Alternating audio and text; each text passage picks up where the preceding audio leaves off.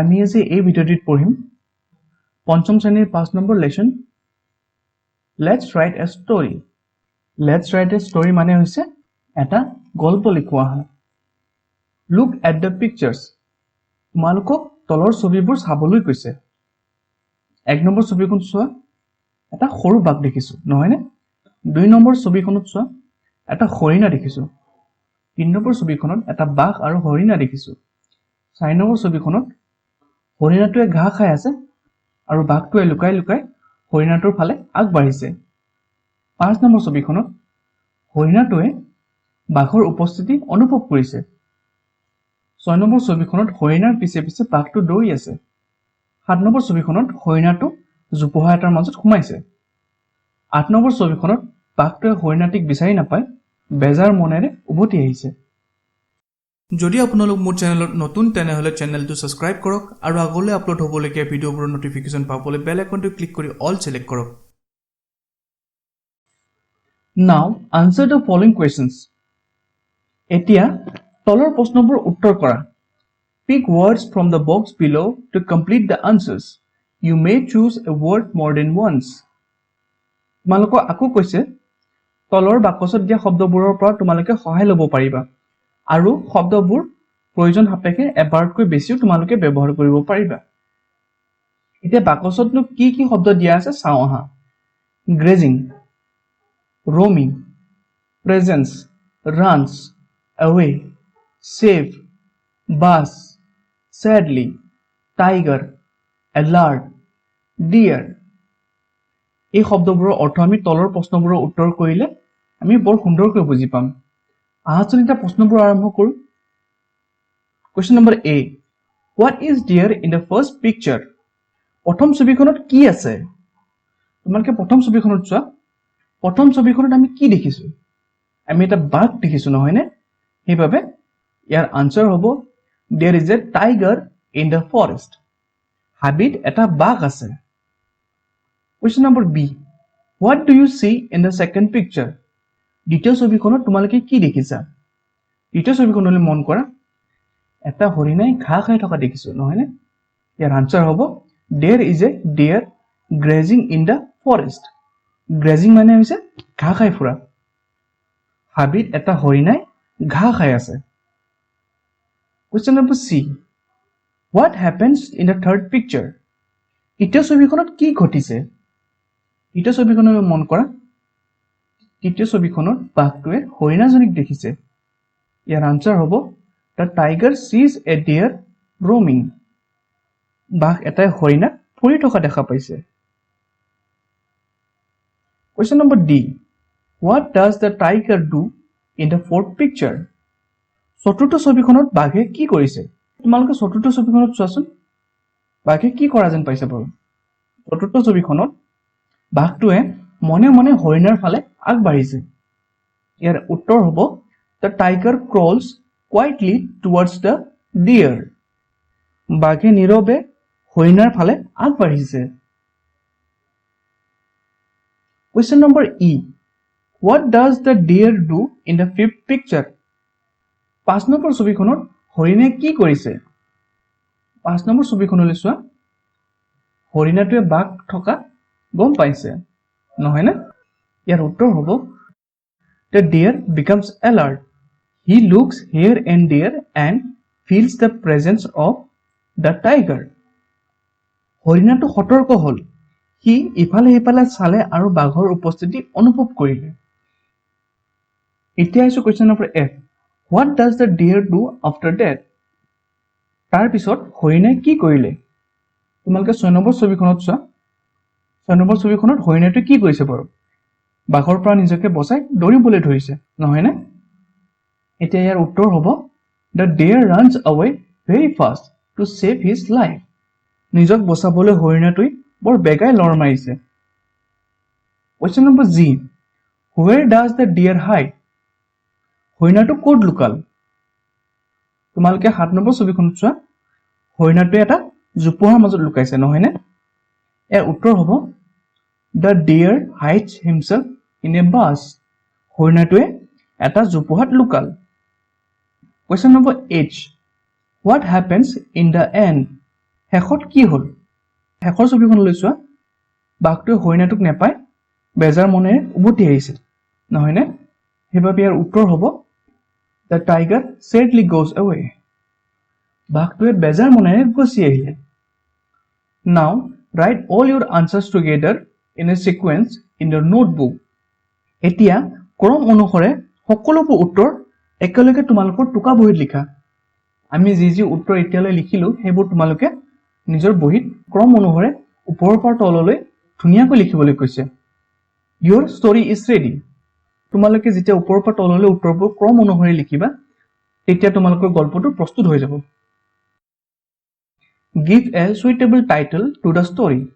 গল্পটোৰ এটা উপযুক্ত নাম দিবলৈ তোমালোকক কৈছে গল্পটোত যেহেতু এটা বাঘ আৰু এটা হৰিণা আছে সেয়ে আমি The Tiger and the Deer বুলি লিখিব পাৰো Talk to your friends and write the titles which your friends have given to their stories.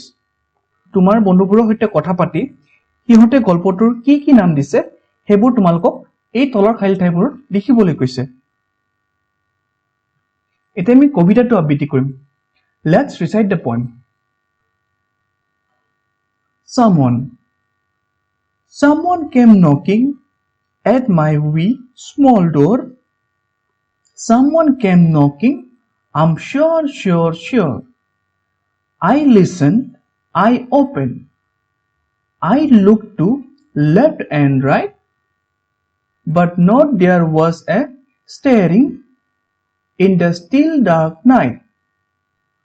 Only the busy beetle tapping in the wall. Only from the forest the screech owl's call. Only the cricket whistling while the dewdrops fall. So I know not who can be knocking at all. কবিতাটিৰ ৰচক হৈছে Walter de la mare তোমালোকে ঘৰত সকলোৱে মোৰ খুৰে খুৰে পঢ়িবলৈ চেষ্টা কৰিবা এতিয়া এই কবিতাটিৰ ভাৱানুবাদ মই অসমীয়াত কৰি দিছো আহাচোন আমি সকলোৱে পঢ়ো Someone মানে হৈছে কোনোবাই মোৰ সৰু দুৱাৰখনত টুকুৰিয়ালে নিশ্চয় কোনোবাই টুকুৰিয়াই আছে মই শুনিছো দুৱাৰখন খুলিছো মই বাওঁফালে আৰু সোঁফালে চালো কিন্তু কতো কোনো গতিবিধি নাছিল কেৱল ব্যস্ত পৰুৱাটোই বেৰত কুটকুটাই আছিল কেৱল হাবিৰ পৰা ফেঁচাৰ মাত আছিল উইচিৰিঙাৰ মাত শুনা গৈছিল নিয়ৰৰ টোপালবোৰো টপটপাই পৰিছিল গতিকে মই মুঠেই ক'ব নোৱাৰিলো কোনে টুকুৰিয়াইছিল আশা কৰিছো তোমালোকে বুজি পাইছা এতিয়া আমাক কেইটামান নতুন শব্দৰ অৰ্থ দিয়া হৈছে Let's see what the words below mean. We, very small in size. We মানে হৈছে সৰু অৰ্থাৎ আকৃতিত বৰ সৰু Not, nothing মানে হৈছে একো নোহোৱা একো নাই Staring, moving মানে হৈছে লৰচৰ কৰা Beetle, an insect মানে হৈছে এটা পৰুৱা Screech, a loud unpleasant sound এটা চিঞৰ Cricket, a small jumping insect that makes a loud sound Cricket মানে হৈছে উইচিৰিঙা Whistling, making a musical tune with lips মানে সুহুৰি মাৰা Dew, a very small drop of water that falls on the ground Dew মানে হৈছে নিয়ৰ এইবোৰ শব্দৰ অৰ্থ মই অসমীয়াত তোমালোকক লিখি দিছো তোমালোকে ভিডিঅটো পজ কৰি তোমালোকে টুকা বহীত লিখি ল'বা এতিয়া আমি এক্টিভিটিজ কেটা কৰিম Question number 1 Choose the correct answer and complete the sentence তলৰ শুদ্ধ উত্তৰ কেটা বাছা আৰু বাক্যটো সম্পূৰ্ণ কৰা Question number A Someone came knocking at a small big door ইয়াত small হ'ব নে big হ'ব কবিতাত আমি small door বুলি পাইছো নহয়নে হে এই খালিতে small শব্দটো লিখিব লাগিব Question number B The poet look out in the still dark bright night আমি কবিতাটিত dark night বুলি পাইছো নহয়নে হে এই খালিতে dark বুলি লিখিব লাগিব Only the lazy, busy beetle was tap-tapping in the wall. কবিতাটিত lazy beetleবোৰে টেপ টেপাই আছিলে, busy beetleবোৰে টেপ টেপাই আছিলে বাৰু। busy beetleবোৰে নহয় নে? সেইবাবে এই খালিঠাত হ'ব busy. The poet listened and opened, closed the door. কবিতাটিত ৰচকজনে দুৱাৰখন খুলিছিল নে বন্ধ কৰিছিল? খুলিছিলে নহয় নে? সেইবাবে ইয়াৰ শুদ্ধ উত্তৰ হ'ব open. Question number 2. Work in pair. Read the poem someone once again.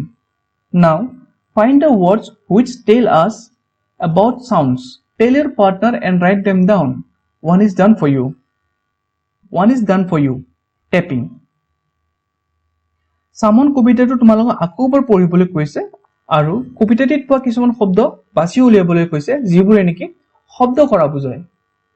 তোমালোকৰ সুবিধাৰ বাবে এটা কৈ দিয়া আছে। যেনে আমি কবিতাটোত পাইছো টেপিং। টেপিং মানে কি? শব্দ কৰা বুজায়। ঠিক তেনেকৈ আৰু বহুত কেইটা শব্দ আছিলে কবিতাটিত, সেইবোৰ মই তোমালোকৰ সুবিধাৰ বাবে কাষত লিখি দিছো। নকিং। নকিং শব্দটো আমাক শব্দ কৰা বুজায়, নহয়নে? ষ্টেৰিং। ষ্টেৰিং মানেও শব্দ কৰা। স্ক্ৰিচ। স্ক্ৰিচ মানেও শব্দ কৰা। কল মানেও শব্দ কৰা। হুইচেলিং মানেও শব্দ কৰা বুজায়, নহয়নে? ফল, কিবা এটা বস্তু পৰিলেও শব্দ হয়, নহয় জানো? সেয়ে এই শব্দকেইটা তোমালোকে লিখিবা আৰু তোমালোকৰ বন্ধু বা বান্ধৱীসকলকো ক'বা। এতিয়া আহিছো question number 3. Match the words which are similar in meaning. এতিয়া তোমালোকক তলৰ শব্দবোৰ একে অৰ্থ বুজোৱা শব্দৰ লগত মিলাবলৈ কৈছে। প্ৰথমটো দিয়া হৈছে উই। উই শব্দৰ অৰ্থ হৈছে সৰু। উইটো হ'ব টাইনি। টাইনি মানে সৰু। লিসেন। লিসেন মানে শুনা। হিয়াৰ মানে শুনা। লুক। লুক মানে চোৱা। ৱাটচ মানেও চোৱা। ফৰেষ্ট মানে হাবি বননি। জংগল মানেও হাবি বননি। কল মানে কান্দা। ক্ৰাই মানেও কান্দা। বুজি পালানে? Question number 4. Work in groups. Fill in the gaps and complete the poem. Some words are given below. তোমালোকক দলগতভাৱে তলৰ খালী ঠাইবোৰ পূৰ কৰিবলৈ কৈছে আৰু তলৰ বাকচত কেইটামান শব্দ দিয়া আছে যিবোৰ তোমালোকে খালী ঠাইবোৰ পূৰ্ণ কৰিবলৈ ব্যৱহাৰ কৰিব পাৰিবা। তোমালোকৰ সুবিধাৰ বাবে মই গোটেইখিনি কৰি দিছো। 10 little fingers, 10 little toes, 2 little ears and 1 little nose, 2 little eyes that shine so bright, and 1 little mouth to kiss mother good night. Question number 5. Let's read. My name is Nitin. মোৰ নাম Nitin. I am 10 years old. মোৰ বয়স 10 বছৰ। I live in Nagaon with my parents, my sister Rosie and my brother Arun. মই মা দেউতা আৰু মোৰ সৰু ভনী ৰজি আৰু ভাই অৰুণৰ সৈতে নগাঁৱত বাস কৰোঁ। One night, someone knocked at our door. এদিনাখন ৰাতি কোনোবাই দুৱাৰত টুকুৰিয়ালে। I opened the door, but there was no one. মই দুৱাৰখন মেলিলো, কিন্তু তাত কোনো নাছিল। Then I saw a little dog scratching the door with his paws. তাৰ পিছত মই এটা সৰু কুকুৰক তাৰ হাতুৰাৰে দুৱাৰখন খামুচি থকা দেখা পালো। I felt very happy to see it and brought it inside. তাক দেখা পাই মোৰ বৰ ভাল লাগিল আৰু মই তাক ভিতৰলৈ আনিলো। Read the following statements and ask questions to get these answers. One is done for you. তলত কেইটামান বাক্য দিয়া আছে আৰু এই বাক্যবোৰ থকা উত্তৰবোৰ পাবলৈ তোমালোকক প্ৰশ্ন সুধিব দিছে। এটা তোমালোকৰ সুবিধাৰ বাবে কৰি দিয়া হৈছে। Question number A. My name is Nitin. মোৰ নাম Nitin. What is your name? তোমাৰ নাম কি? নিতিনে কৈছে মোৰ নাম নিতিন। এই উত্তৰটো পাবলৈ আমি তাক এটা প্ৰশ্ন সুধিব লাগিব। সেই প্ৰশ্নটো হ'ব What is your name? তোমাৰ নাম কি? তেতিয়া আমি নিতিনক তোমাৰ নাম কি বুলি সুধিম, তেতিয়া সি উত্তৰ দিব My name is Nitin. মোৰ নাম নিতিন। ঠিক তেনেদৰে question number B টোত I am 10 years old. নিতিনে কৈছে মোৰ বয়স 10 বছৰ। এতিয়া এই উত্তৰটো পাবলৈ আমি তাক কি সুধিব লাগিব? তাক সুধিব লাগিব How old are you? তোমাৰ বয়স কিমান? তেতিয়াহে নিতিনে ক'ব মোৰ বয়স 10 বছৰ। ঠিক তেনেদৰে question number C. One night someone knocked at the door. ইয়াৰ প্ৰশ্নটো হ'ব Who knocked the door one night? Question number D. I opened the door. ইয়াৰ প্ৰশ্নটো হ'ব Who opened the door? Question number E. I felt very happy to see the dog. ইয়াৰ প্ৰশ্নটো হ'ব How did you feel? বুজি পালানে? Question number 6. Make the following sentences into questions to get yes or no as an answer. One is done for you. তোমালোকক তলৰ বাক্যবোৰ এনেধৰণে প্ৰশ্ন বনাবলৈ কৈছে যাতে সেই প্ৰশ্নটোৰ উত্তৰ yes বা নহয় হয়। এটা তোমালোকৰ সুবিধাৰ বাবে কৈ দিয়া হৈছে। Question number A. Yes, Nitin is opening the door. এই বাক্যটো তুমি প্ৰশ্ন বনালে কেনেকুৱা হ'ব? Is Nitin opening the door? বুজি পাইছানে? ওপৰৰ বাক্যটোকে আমি তলৰ প্ৰশ্ন বনাব লাগে। Question number B. No, a dog cannot knock at a door. এই বাক্যটোক প্ৰশ্ন বনালে হ'ব Can a dog knock at a door? Question number C. Yes, a little dog was scratching the door with his paws. ইয়াৰ প্ৰশ্নটো হ'ব Was a little dog scratching the door with its paws? Question number D. Yes, I bought it inside. ইয়াৰ প্ৰশ্নটো হ'ব Did you bring it inside? বুজি পাইছানে? Question number 7. Put the words below in the correct order to make questions. Begin each sentence with a capital letter. তলৰ শব্দবোৰ ক্ৰমত লিখি প্ৰশ্ন বনাবলৈ কৈছে আৰু প্ৰথম আখৰটো ডাঙৰ ফলত লিখিবলৈ কৈছে। Question number 8 চোৱা He happy was. এই প্ৰশ্নটো আমাক উলট পালটকৈ দিয়া আছে। এইটো আমি ক্ৰমত লিখিব লাগিব। ক্ৰমত লিখিলে হ'ব Was he happy? তাৰ পাছত question mark আহি যাব। এটা প্ৰশ্ন হ'লনে He happy আছিল নে? Question number B. Your book where is? এই শব্দবোৰ ক্ৰমত লিখিলে হ'ব Where is your book? তোমাৰ কিতাপখন ক'ত? Question number C. Going you are when? ওপৰৰ শব্দকেইটা ক্ৰমত লিখিলে হ'ব When are you going? তুমি কেতিয়া যাবা? Question number D. Are old you how? এইটো হ'ব How old are you? তোমাৰ বয়স কিমান? Question number E. School which you go to do. এই শব্দবোৰ ক্ৰমত লিখিলে হ'ব To which school do you go to? তুমি কোনখন স্কুলত যোৱা? Question number F. Why you crying are?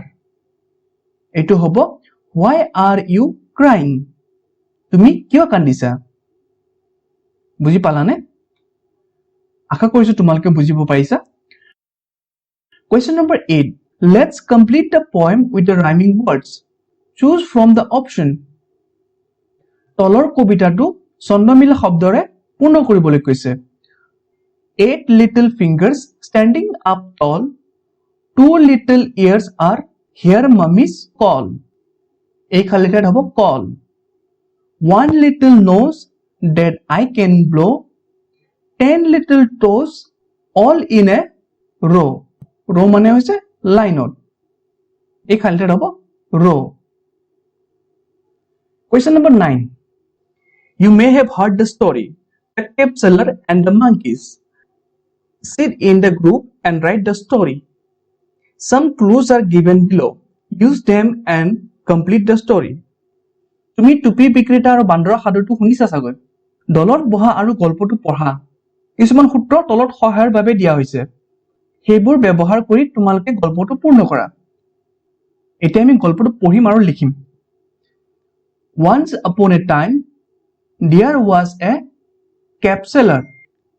এসময়ত এজন টুপি বিক্ৰেতা আছিল। He moved from place to place. তেওঁ এখন ঠাইৰ পৰা আন এখন ঠাইলৈ ঘূৰি ফুৰিছিল। One day, he went to the market to sell his caps.